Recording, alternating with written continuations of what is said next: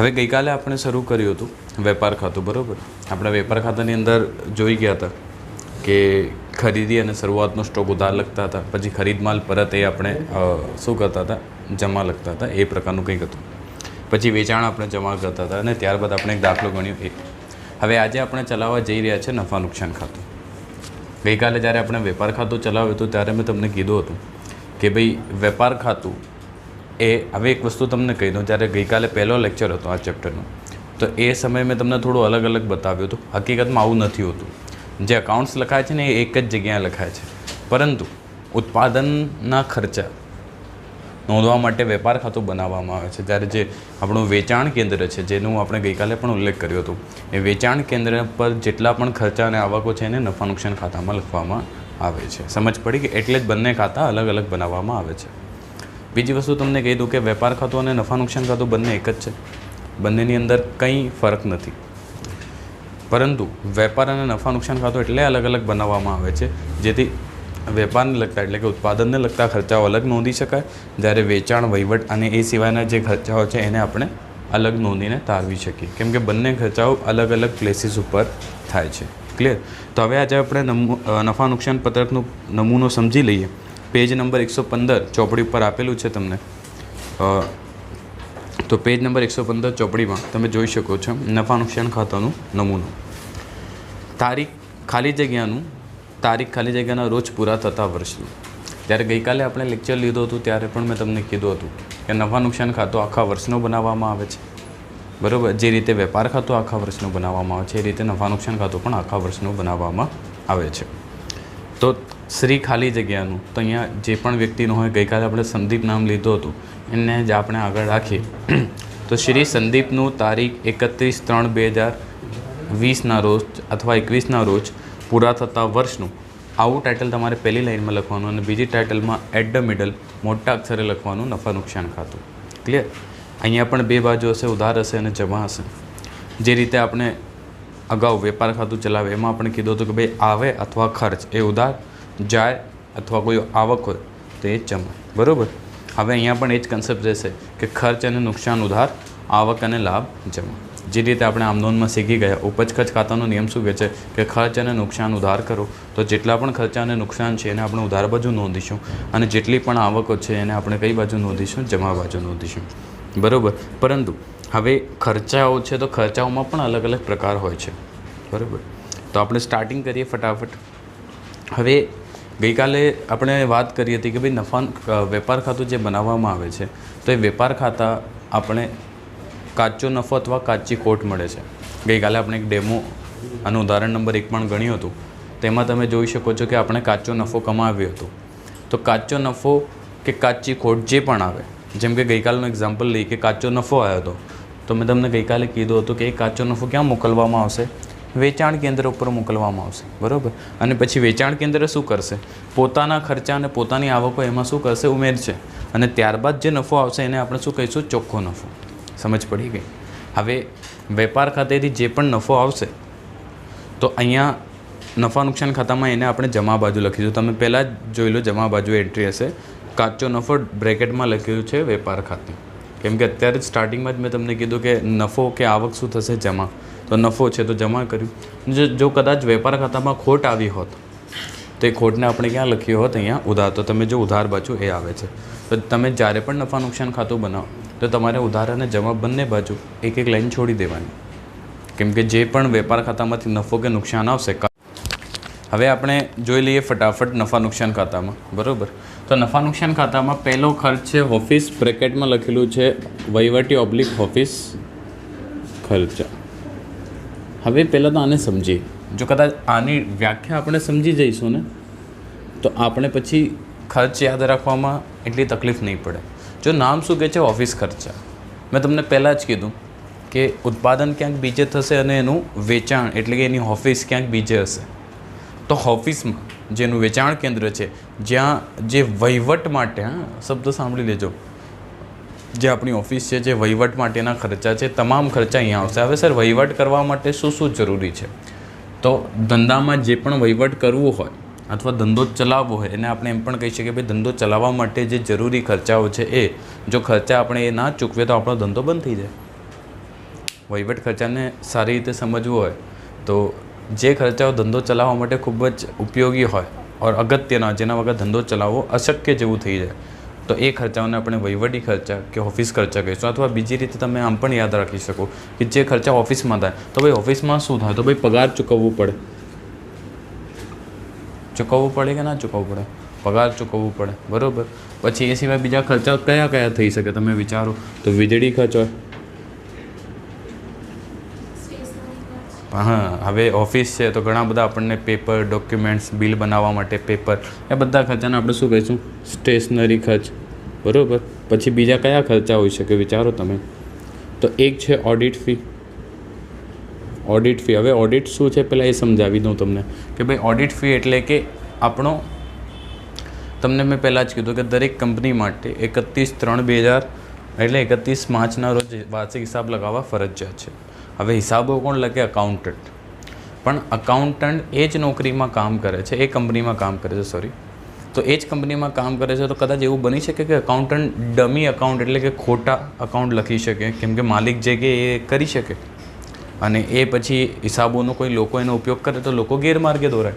જેમ કે અંસારી એકેડમીનું આપણે અકાઉન્ટ લખાવીએ, અકાઉન્ટન્ટે મેં જ નોકરી પર રાખેલું છે, હું જેવું કહીશ એવું એ કરશે કે નહીં કરે? કરશે.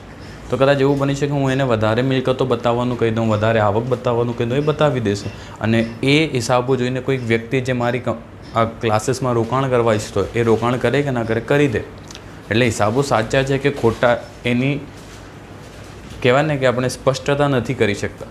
તો સરકારે કીધું છે કે કોઈ પણ કંપનીએ પોતાની કંપનીની સ્થાપના થાય ત્યારથી સીએ રાખવાનું છે, સીએ હાયર કરવાનું હોય છે. અને આ સીએ શું કરે છે? તો આ સીએ સરકાર વતી કંપની માટેનું ઓડિટ કરે છે. હવે ઓડિટ શું છે? તો બધા જ વ્યવહારોની તપાસ કરે છે. જેમ કે આપણે બતાવ્યું પગાર 50,000 રૂપિયા, તો ભાઈ તમે ખરેખર 50,000 રૂપિયા પગાર ચૂકવ્યું છે કે નહીં? એક ચૂકવ્યું છે તો લાવો ચલો ભાઈ બેંકથી ચૂકવ્યું છે તો બેંક ટ્રાન્ઝેક્શન બતાવો, કે તમારે એ હશે ને પેમેન્ટ સેલરી સ્લીપ, તો એ બતાવો. એટલે પ્રૂફ માંગે, જેના વિશે આપણે અગાઉ પણ વાત કરી ચૂક્યા કે જે પણ લેખિત વ્યવહાર છે એ લેખિત વ્યવહારનું દસ્તાવેજ એટલે વાઉચર, તો એ શું કરશે? દરેક વ્યવહારને વાઉચર જોડે શું કરશે? કમ્પેર કરીને જોશે કે ભાઈ અહીંયા વીજળી ખર્ચ આટલો બતાવે છે તો હકીકતમાં થયો છે, આટલી આવક બતાવે છે તો આટલી આવક મળી છે, આટલા રૂપિયાનું મિલકત બતાવે છે તો એ મિલકત રૂબરૂ જઈને વેરીફાઈ કરશે ભાઈ છે કે નહીં. તો આટલું બધું કાર્ય એ કરશે, પછી એ કરીને એના સહી સિક્કા એના ઉપર કરશે અને આવી ખાતરી આપશે કે નહીં ભાઈ જે હિસાબો છે એ સાચા છે, પછી જ વિશ્વાસપત્ર બને ને. હવે આટલું બધું એ કરશે તો મફતમાં કરશે નહીં, તો આપણે એને ઓડિટ ફી આપવી પડશે. તો એ પણ આપણું શું ખર્ચ છે? વહીવટી ખર્ચ છે. એ સિવાય તમે જોઈ શકો છો ઘણા બધા, જેમ કે પછી એક છે વીમા પ્રીમિયમ, પછી ભાડું છે, બરાબર. તો ભાડું આપણે સમજી લઈએ. હવે જે આપણી ઓફિસ છે સપોઝ કરી લો એ ભાડા ઉપર લીધેલી હોય, તો ભાડું નહીં ચૂકવીએ તો શું થશે? એ ઓફિસ ઉપરથી નીકાળી મૂકશે, ભાઈ ચલ ખાલી કરી દે. સમજ પડે છે? તો આપણે ભાડું રેગ્યુલર ચૂકવવું પડશે, તો એ પણ વહીવટી ખર્ચમાં આવી જશે, બરાબર. પછી ટપાલ છે, ટપાલ ખર્ચ, બરાબર. એ પછી કરવેરા, કરવેરા દર વર્ષે ભરવાના હોય. વેરા એટલે ટેક્સ. કરવેરા નહીં ભરીએ તો સરકાર આપણને જવા દેશે, સરકાર 1 રૂપિયા ના છોડે આપણું, તો સરકાર કહેશે નહીં કરવેરા, તો એ પણ વહીવટી ખર્ચમાં છે. એ સિવાય થોડા ઘણા બધા ખર્ચા છે, જેમ કે પછી મિલકત સમારકામનું ખર્ચ છે, કાનૂની ખર્ચ. હા, એક બીજો આવે છે કાનૂની ખર્ચ. તો કાનૂની ખર્ચ મેં તમને કીધું આપણે આટલો મોટો ધંધો લઈને બેસ્યા છે, આવું બની શકે કે આપણે એડવોકેટ એટલે વકીલોની એક ટીમ પણ બનાવીને રાખવી પડે. કોઈ લીગલી આપણા ઉપર કેસ કરે, અથવા કોઈની પાસેથી આપણે નાણાં માંગતા હોઈએ અને નાણાં ના ચૂકવતો તો લીગલી આપણે એના ઉપર કેસ કરીએ, તો કેસ કરવા માટે વકીલો તો જોઈએ ને, અને એમને પૈસા ચૂકવવા પડે, તો એમ પણ કાનૂની ખર્ચામાં આવી શકે. પછી ઘણા બધા આપણે જ્યારે ધંધાની અંદર અલગ અલગ પરમિશન માટે અલગ અલગ ખર્ચાઓ, લીગલી ખર્ચાઓ ચૂકવવા પડે છે, જેને આપણે કાનૂની ખર્ચા કહેવામાં આવે છે.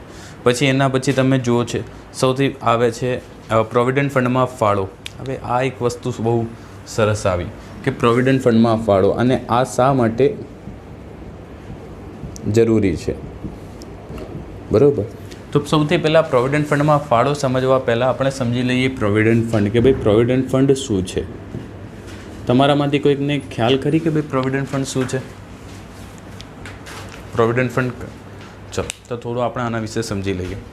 1990 પહેલાં જ્યારે સરકારી નોકરીઓ મળતી હતી ત્યારે એવું હતું કે ભાઈ 1990 પહેલાં જે લોકોને સરકારી નોકરીઓ મળે અને પછી એ રિટાયર થાય તો પણ રિટાયર થયા પછી એમને પેન્શન મળતી હતી, બરાબર.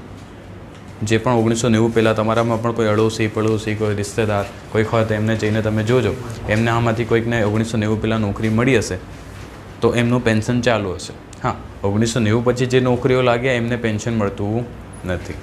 તો સરકારે જોયું કે ભાઈ આ રીતે દર વર્ષે ઘણા બધા સરકારી કર્મચારીનો વધારો થતો જશે, તો બધાને પેન્શન આપવા માટે સરકારી તિજોરી પર દેવું કેટલું મોટું. તો પછી સરકારે કીધું કે ભાઈ 1990 પછી આપણે તમામ જેટલા પણ સરકારી એમ્પ્લોય છે એમને પેન્શન નહીં આપ્યું. હવે પેન્શન બંધ કર્યું તો પછી કર્મચારી જ્યારે રિટાયર થાય 55 કે 60 વર્ષ પછી, તો રિટાયરમેન્ટ પછી એનું ભવિષ્યનું શું? તો એના માટે સરકારે કમ્પલસરી કરી દીધું છે પ્રોવિડન્ટ ફંડ. હવે પ્રોવિડન્ટ ફંડ શું છે સમજીએ. હવે આજની તારીખની વાત કરું તો આજે સરકારી કંપનીઓ કે ખાનગી કંપનીઓ, દરેક કંપનીમાં જે પણ કર્મચારી કામ કરતો હોય તો તમારે એનું પ્રોવિડન્ટ ફંડ ઊભું કરવાનું જ કમ્પલસરી હવે સરકારે કરી દીધું છે. કરવા પાછળનું કારણ શું? મેં તમને પહેલાં જ કીધું કે પહેલાં તો પેન્શન મળતું હતું, હવે તો સરકારે પોતે પેન્શન બંધ કરી દીધું. તો હવે જે લોકો રિટાયર થાય ને તો એમને પછી આપવાનું શું રિટાયરમેન્ટ પછી? એ લોકો રિટાયરમેન્ટ પછી વૃદ્ધાવસ્થામાં કાર્ય થશે નહીં થાય તો પૈસા ક્યાંથી કમાવશે? તો સરકારે કમ્પલસરી શું કરી દીધું? Provident fund. હવે પ્રોવિડન્ટ ફંડમાં શું હોય છે કે સપોઝ કરી લો એ વ્યક્તિ 20,000 રૂપિયા કમાવતો હોય, એનો પગાર કેટલો હોય? 20,000 રૂપિયા. પણ જ્યારે પગાર આપવાનો સમય આવે ને તો કંપની એને 20,000 ના ચૂકવે અથવા સરકાર એને 20,000 ના ચૂકવે. સરકાર એને ચૂકવે કેટલા? ભાઈ સપોઝ કરી લો 18,000 ચૂકવે. તો તમે કહેશો સર 20,000 પગાર છે ને 18,000 ચૂકવે છે તો એનું શું? તો સરકાર જે કંપની છે શું કરશે કે આ જે વચ્ચેના 2,000 રૂપિયા છે જે એની સેલરીના જ છે, બરાબર, એ 2,000 રૂપિયાને એઝ અ શું રાખશે? ધંધામાં પ્રોવિડન્ટ ફંડ રાખશે.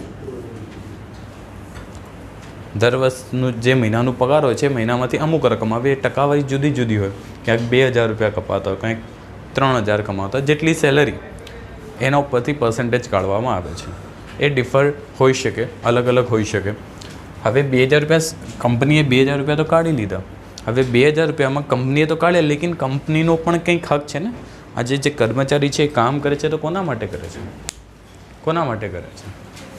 કંપની માટે કરે છે. તો કંપનીની પણ કંઈક જવાબદારી બને કે ના બને? તો કંપની પણ શું કરે છે કે દર મહિને, બરાબર, કંપની અથવા ધંધો જે પણ હોય, અત્યારે આપણે ધંધાનું લખી રહ્યા છે એટલે ધંધો પોતાની તરફથી પણ કેટલા રૂપિયા ઉમેરે છે? એટલા જ જેટલા એના કાપે છે એટલા કંપની પણ પોતાની તરફથી ઉમેરે છે. અને આ રીતે દર મહિને એના એક નામનું પ્રોવિડન્ટ ખાતું બનાવેલું છે અને દર મહિને એના ખાતાની રકમ એમાં જમા કરાવતા જાય છે. અને જ્યારે એ રિટાયર થાય છે, આ જેટલી પણ રકમ એના ખાતામાં જમા થઈ એ બધી રકમ એને રિટાયરમેન્ટ પછી આપવામાં આવે છે, જેથી એ રિટાયરમેન્ટ પછી પોતાનું ગુજરાન આરામથી ચલાવી શકે. સમજ પડી ગઈ? તો હવે અહીંયા ધ્યાન આપો. આ તો થઈ ગયો કુલ પ્રોવિડન્ટ ફંડ. અને આ શું છે? જે રકમ આપણે 2,000 લખીને એ છે ફાળો, બરાબર. આ શું છે? ફાળો. કંપનીએ પોતે ફાળો આપ્યો કે ના આપ્યો? તમારી સામે છે, આપે જ છે કંપની. તો આ છે પ્રોવિડન્ટ ફંડમાં ફાળો. આ આપણા માટે એટલા માટે ખર્ચ છે કેમ કે આપણે ચૂકવી દેવાનું, એ આપણને નહીં મળશે તો આપણે કોને આપી દઈશું? કર્મચારીને આપી દઈશું એની રિટાયરમેન્ટ પછી. અને આ ખર્ચ કમ્પલસરી આપણે ઉમેરવાનું આવે જ છે, આપણે ઉમેરવું જ પડે છે. એટલે પ્રોવિડન્ટ ફંડમાં ફાળો એ આપણા માટે વહીવટી ખર્ચા છે. તો અને એ સિવાય થોડા ઘણા ખર્ચા રહ્યા તો તમે જોઈ શકો છો.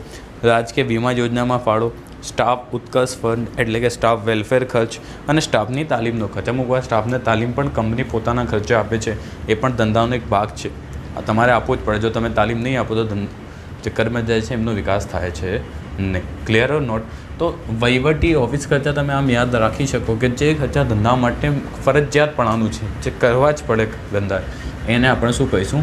વહીવટી ખર્ચ. જેમ કે પગાર ના ચૂકવે તો કર્મચારી જતા રહે, વીજળી ખર્ચ ના ચૂકવે તો લાઇટ કપાઈ જાય, ઓડિટ ખર્ચા ના ચૂકવે તો સીએ ઓડિટ ના કરે, કાનૂની ખર્ચા ના ચૂકવે તો જે કાનૂની આપણને છે જે પ્રક્રિયાઓ એ આપણને લાઇસન્સ કે એ બધું ના મળે, ટપાલ ખર્ચ, કરવેરા, પ્રોવિડન્ટ ફંડ ફાળો આ ના કરે. એ સિવાય જો આ ખર્ચાઓ ના કરીને તો ધંધાની લિંક શું થઈ જાય? તૂટી જાય. તો તમે એમ જ યાદ રાખી શકો કે વહીવટી અને ઓફિસ ખર્ચા કયા? તો આમ આંખોથી રિવાઇન્ડ અપ કરો ને તો પગાર, ભાડું, ટપાલ, કરવેરા, સ્ટેશનરી ખર્ચ, પ્રોવિડન્ટ ફંડમાં ફાળો, ઇનફ. આટલું તમે યાદ આપો એટલે તમારી. અને એક વસ્તુ રહી ગઈ, એક વસ્તુ બહુ જ અગત્યની રહી ગઈ, મને યાદ આવી અત્યારે, અને એ છે વીમા પ્રીમિયમ. વીમા પ્રીમિયમ બધાને ખબર છે કે આપણે જે વીમો લઈએ છીએ એ વીમો માટે દર મહિને આપણે રકમ આપવી પડે છે, એને કહેવામાં આવે છે વીમા પ્રીમિયમ. આટલું મોટું શોરૂમ લઈને બેસ્યા ક્રોમા જેવું, જેમાં કરોડો રૂપિયાનો માલ પડ્યો હોય અને એમાં જો આકસ્મિક રીતે દુર્ઘટના થઈને આગ લાગી જાય તો આટલું બધું નુકસાનનું ભરપાઈ આપણે ક્યાંથી કરીશું? તો એના માટે આપણે શું કહે છે, આખા માલનું વીમો ઉતરાવેલું હોય છે અને એ ઉતારવું ફરજિયાત જેવું છે. જો ના ઉતરાવીએ અને અકસ્માત આવું થઈ જાય તો પતી જાય, આખો ધંધો જ બંધ થઈ જાય, પછી ક્યારે આપણે ઊભા જ ના થઈ શકીએ. સમજ પડી કે ના પડી? એટલે આપણે એનું શું કરીએ છીએ, વીમા પ્રીમિયમ ભરીએ છીએ દર વર્ષે. તો આપણે એક રેગ્યુલર ખર્ચ છે જે આપણે કરવું પડશે, તો જેને આપણે એમાં લઈ શકીએ છીએ વહીવટી અને ઓફિસ ખર્ચની અંદર. હવે વેચાણ વિતરણ આપણે વહીવટી ખર્ચા જોઈ ગયા, ઓફિસ ખર્ચા જોઈ ગયા. હવે એના પછીનો બીજો ખર્ચ આવે છે વેચાણ વિતરણ ખર્ચ. બરાબર. હવે વેચાણ વિતરણ ખર્ચ આ પણ તમારે સમજી લેવાનું. અત્યારે ખાલી ધ્યાનપૂર્વક આને સમજવાનું છે કે કયા ખર્ચા કોના આવે. આ તમને એમકોમ સુધી કામમાં લાગશે. તમારી શાળાની અંદર, તમારા ક્લાસની અંદર કદાચ એવું બનશે કે તમને આવું કીધું હશે કે ભાઈ તમે ટાઇટલ વગર નહીં લખો, ચાલે, અને ચાલે જ છે. મેં પોતે જ્યારે એઝ અ સ્ટુડન્ટ ભણ્યું ત્યારે ટાઇટલ વગર જ લખ્યા હતા, પરંતુ તમે જે રીતે બારવામાં આવશો અને પછી જે રીતે આગળ વધશો ત્યારે તમને ખબર પડશે કે આ ટાઇટલ કેટલા અગત્યના છે. તમે ઇઝીલી કોઈ પણ ખર્ચને સમજી જશો કે આ વેચાણ વિતરણ ખર્ચ છે કે આ વહીવટી ખર્ચ છે. જો અત્યારથી એની આદત નહીં નાખો તો પછી આગળ જઈને તકલીફ પડશે. એના કરતાં અત્યારે જ કરો ને. સમજ પડી? તો વેચાણ વિતરણ ખર્ચા, જો નામ જ એનું શું છે, વેચાણ અને વિતરણ, એટલે કે જે ખર્ચા વેચાણ માટે જરૂરી છે. ઉપરસો તો ધંધો ચલાવવા માટેના ખર્ચા એટલે વહીવટી ખર્ચા, પણ જે ખર્ચા વેચાણ કરવા માટે જરૂરી છે, વેચાણ કરવા માટે જરૂરી એવા ખર્ચા, એ બધા ખર્ચાને આપણે શું કહીશું, વેચાણ વિતરણ ખર્ચ. હવે મારે વેચાણ કરવું છે, આપણી ક્લાસ અહીંયા ચાલે છે, બરાબર, તો લોકોને ખબર કરવા માટે આપણે શું કરવું પડશે, પબ્લિસિટી કરવી પડશે ને, જાહેરાત કરવી પડશે. તો પહેલો સૌથી અગત્યનો ખર્ચ આવે છે એ છે જાહેરાત ખર્ચ. બરાબર, ક્લિયર? જાહેરાત કરવી પડે ને. આપણે ક્રોમાની વાત કરીએ તો ક્રોમામાં 20% ઓફ, 25% ઓફ આવી સ્કીમ ચાલતી હોય છે. તો આવી બધી જે સ્કીમ ચાલે છે તો એ સ્કીમ એ સ્કીમની જાણકારી આપવા માટે મોટા મોટા ફ્લેક્સ બેનર, પેમ્પલેટ, હેન્ડબિલ, અહીંયા ન્યૂઝપેપરમાં આર્ટિકલ, આ બધું છપાવવું પડે છે ને. આ બધું શું છે, જાહેરાત ખર્ચ છે. તો એ શાના માટે કરવામાં આવે છે, વેચાણ માટે, વેચાણ વધારવા માટે. એટલે પહેલો ખર્ચ આપણો છે જાહેરાત ખર્ચ. Clear or not? બરાબર. ચલો હવે બીજો ખર્ચ વિશે વાત કરીએ તો બીજો છે, હવે ક્રોમા તો આપણે ખોલી લીધું, લોકો ટીવી ને વોશિંગ મશીન ને એસી જોવા માટે આવશે, તો એને બતાવશે કોણ? કોણ બતાવશે? સેલ્સમેન બતાવશે. તો સેલ્સમેન પણ શા માટે મૂકવામાં આવ્યો છે, વેચાણ માટે. એનો બીજો કોઈ કામ નથી. એનું કામ શું છે કે ભાઈ કસ્ટમરને માલ બતાવવું, એના સ્પેસિફિકેશન બતાવવા, એને આખું સિસ્ટમ આખું પ્રોપરલી સમજાવવું, એટલે સેલ્સમેન. તો સેલ્સમેન નો પગાર. હવે બે પગાર હતા, એક તો ઉપર આવી ગયો તો ઉપર જે પગાર હતા ને એ કર્મચારીઓ જે ઓફિસમાં કામ કરતા હતા, જે સેલ્સમેન માટે નીચે ઊભા છે એ બીજા. સમજ પડી? એ વેચાણમાં આવી ગયા. તો સેલ્સમેનનો પગાર છે, પછી એને ક્યારેક ક્યારેક કમિશન આપવામાં આવે છે, બરાબર, પછી બોનસ આપવામાં આવે છે, બરાબર. એ સિવાય ક્યારેક ક્યારેક શું હોય છે ખબર છે, સેલ્સમેનને આપણે ક્યાંક બહાર મોકલીએ. જેમ કે ભાઈ હવે અમદાવાદમાં આપણું માલ સારી રીતે વેચાઈ રહ્યો છે, હવે આપણે ધોલકામાં માલ વેચવું છે, તો ત્યાં જઈને પણ એણે લોકોને મળવું પડશે. ત્યાંની જે નાની નાની દુકાનો છે, ઇલેક્ટ્રોનિક આઇટમ્સવાળી દુકાનો છે, એમને જઈને મળવું પડશે કે ભાઈ આ સેમસંગનું અમારું પ્રોડક્ટ છે, તમે આ માલ વેચો, સારી પ્રોડક્ટ છે, માર્કેટમાં ચાલશે. તો એના માટે સેલ્સમેનને જુદા જુદા પ્રદેશોમાં પણ વેચવો પડશે. તો સેલ્સમેનનું જે પણ મુસાફરી ખર્ચ હશે ને એ પણ કોણ ભોગવશે? એ પણ કોણ ભોગવશે? આપણે ભોગવીશું. શેના માટે જઈ રહ્યું છે? આપણા માટે જઈ રહ્યો છે ને, વેચાણ માટે જઈ રહ્યો છે. તો એને પણ આપણે વેચાણ વિતરણ ખર્ચમાં લખીશું. એ સિવાય તમે જુઓ તો અંદર પછી એવું પણ છે કે ભાઈ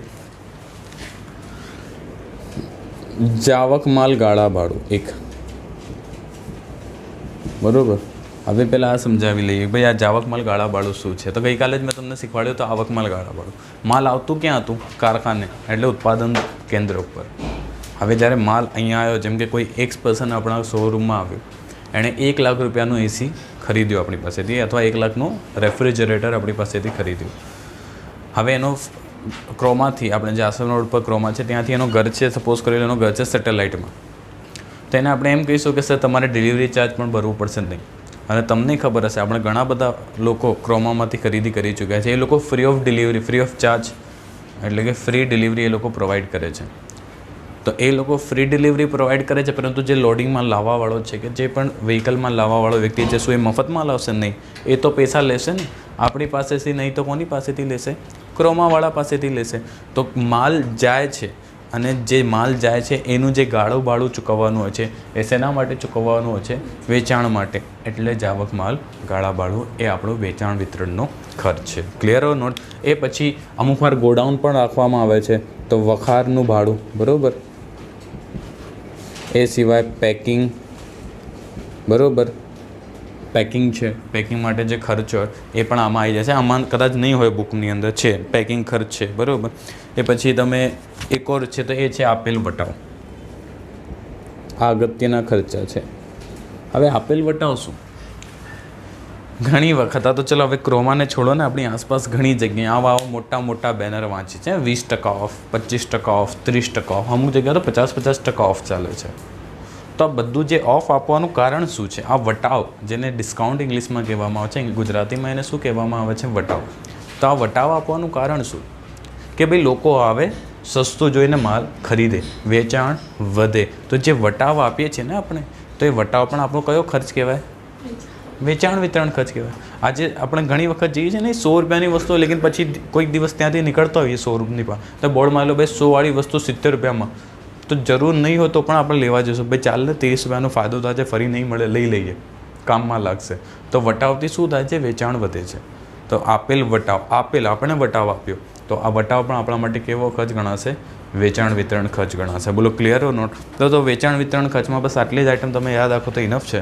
પછી એક વસ્તુ એણે મૂકી છે વટાવ અનામત. તો વટાવ અનામત અહીંયા આવે છે. વટાવ અનામત શેમાં આવે છે? વેચાણ વિતરણ ખર્ચમાં. અત્યારે જાણ ખાતર લખવું હોય તો લખું છું, પણ હું ડિફરન્ટ કલર પેનથી લખું છું કે આ જે વસ્તુ છે ને એ આપેલ વટાવનો જ એક ભાગ છે. તો જ્યારે દાખલો આવશે ત્યારે હું તમને સમજાવીશ કે વટાવ અનામત શું છે. સમજ પડી કે ના પડી? પણ હા, વેચાણ વિતરણ ખર્ચામાં જ આવે છે, પણ વટાવ અનામત શું છે જ્યારે દાખલો આપણે ચલાવીશું ત્યારે તમને બતાવીશ.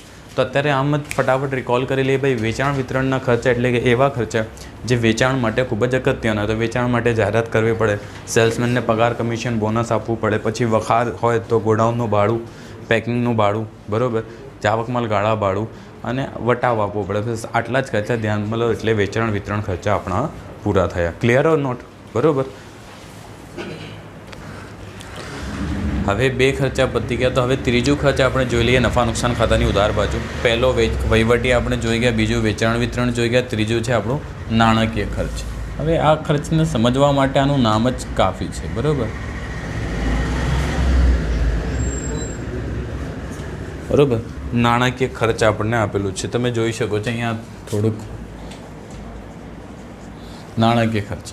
હવે એક સિમ્પલ ડેફિનેશન લઈએ આપણે તો આપણે એમ સમજી શકીએ કે જે ખર્ચ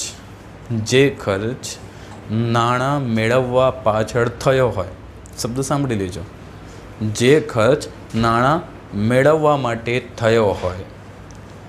સમજ પડે છે શું કહું છું? બિલકુલ સિમ્પલ ડેફિનેશન માઇન્ડમાં રાખવાની કે જે ખર્ચ નાણાં મેળવવા માટે થયો હોય તે ખર્ચને આપણે નાણાકીય ખર્ચ કહીશું.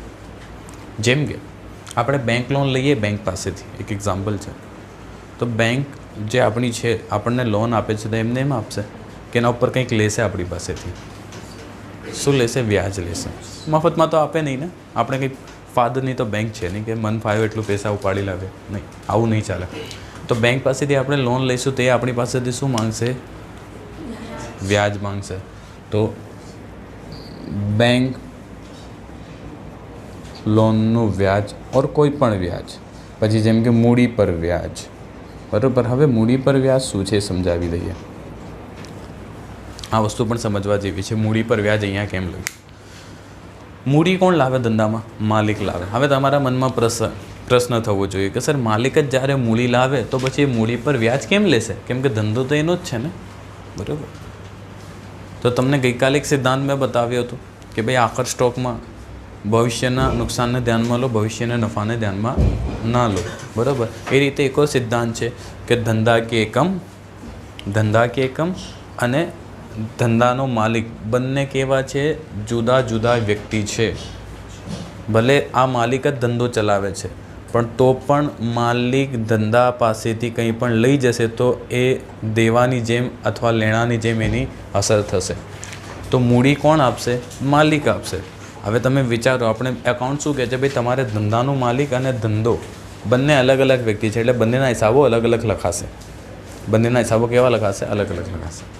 તો મૂડી પર વ્યાજ, જેમ કે અહીંયા આપેલું હશે તમને, બરાબર, પહેલી જ આઈટમ છે મૂડી પર વ્યાજ. તો મૂડી પર વ્યાજ, જો માલિક આ મૂડી ધંધામાં લાવ્યો 10 લાખ રૂપિયા, 10 લાખ રૂપિયાથી માલિકે ધંધો શરૂ કર્યો. જો આ 10 લાખ રૂપિયા એણે બેંકમાં રાખ્યા હોત, એફડી કરીને કે સેવિંગ એકાઉન્ટમાં, તો એને વ્યાજ મળ્યું હોત કે ના મળ્યું હોત? મળ્યું હોત ને. તો પછી માલિક શું કહેશે કે ભાઈ જો આ પૈસાથી મેં ધંધો શરૂ કર્યો, જો આ જ પૈસા મેં બેંકમાં મૂક્યા તો ત્યાંથી વ્યાજ મળ્યું, તો મેં ધંધાને પણ મૂડી આપી છે, તો ત્યાંથી પણ વ્યાજ લેવાનું થાય કે ના થાય? થઈ શકે. કેમ કે જો હું પોતે ના લાવ્યો હોત, બેંક પાસેથી આ પૈસા લઈને ધંધો શરૂ કર્યો હોત, તો મારે વ્યાજ ચૂકવવું પડ્યું હોત કે ના ચૂકવવું પડ્યું હોત? સમજ પડે છે શું? એટલે મૂડી પર વ્યાજ ધંધા માટે, માલિક માટે ભલે આવક છે, આપણે માલિકનો હિસાબો નથી લખી રહ્યા, આપણે કોનું લખી રહ્યા છે? ધંધાનો. તો ધંધા માટે કેવો ખર્ચ છે? નાણાકીય ખર્ચ છે. એ સિવાય પછી બેંક ઓવરડ્રાફ્ટનું વ્યાજ,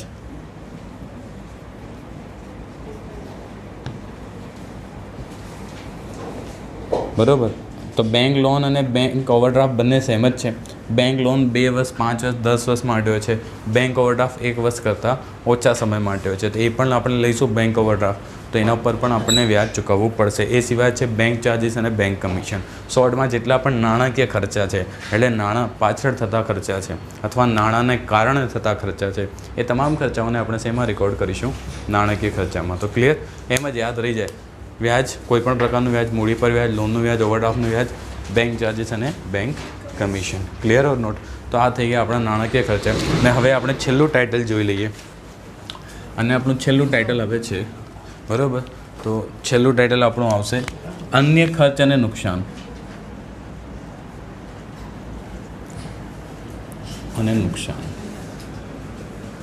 હવે આ અન્ય ખર્ચ અને નુકસાન જે છે એ સમજાવી લઈએ. તો જે ખર્ચા વહીવટીમાં નથી આવતા, વેચાણ વિતરણમાં નથી આવતા, નાણાકીય ખર્ચમાં નથી આવતા, એ તમામ ખર્ચાઓ ક્યાં આવે છે?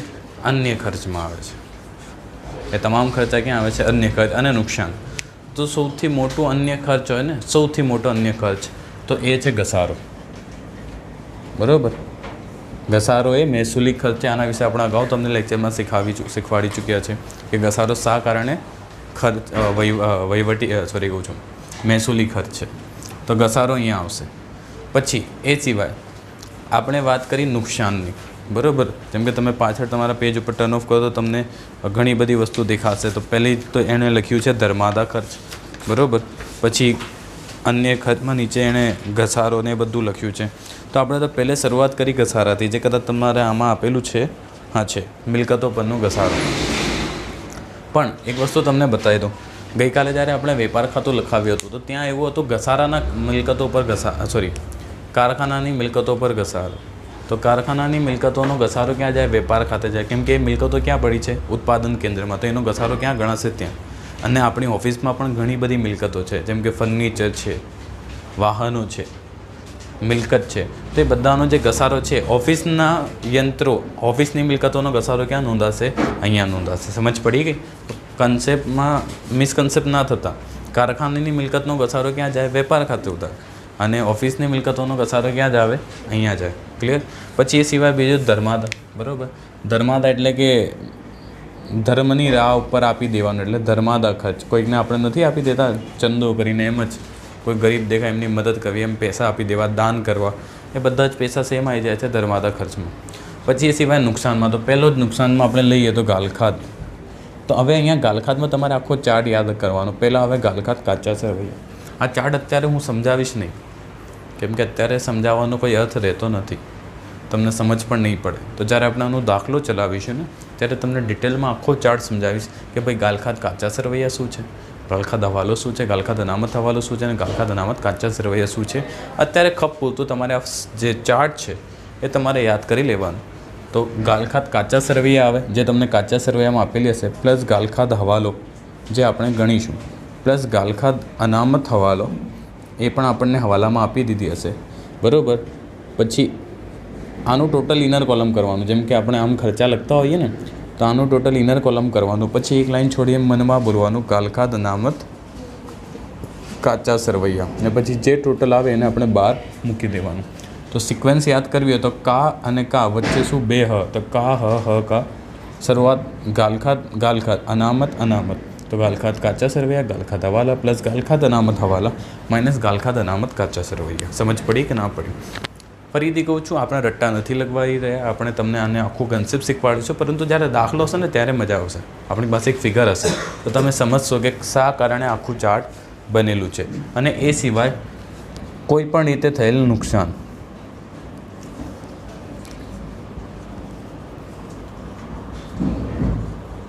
કોઈ પણ રીતે એટલે કે હું બધા નામ નથી લખતા, પણ કોઈ પણ રીતે થયેલ નુકસાન આટલું તમારે યાદ રાખવાનું. જેમ કે ચોરીથી થયેલ નુકસાન, આગથી થયેલ નુકસાન, બરાબર, માલ બગડી જવાને કારણે થયેલ નુકસાન, ઘણા બધા કારણે, જે પણ કારણે આપણને નુકસાન થયું હોય એ બધા જ નુકસાન આપણા ક્યાં આવશે? અહીંયા. તો અન્ય ખર્ચમાં બે ખર્ચ શું આવે છે? ઘસારો અને ધર્માદા ખર્ચ. નુકસાનમાં ગાલખાદનો આખો ચાર્ટ અને કોઈ પણ અન્ય રીતે થયેલ નુકસાન.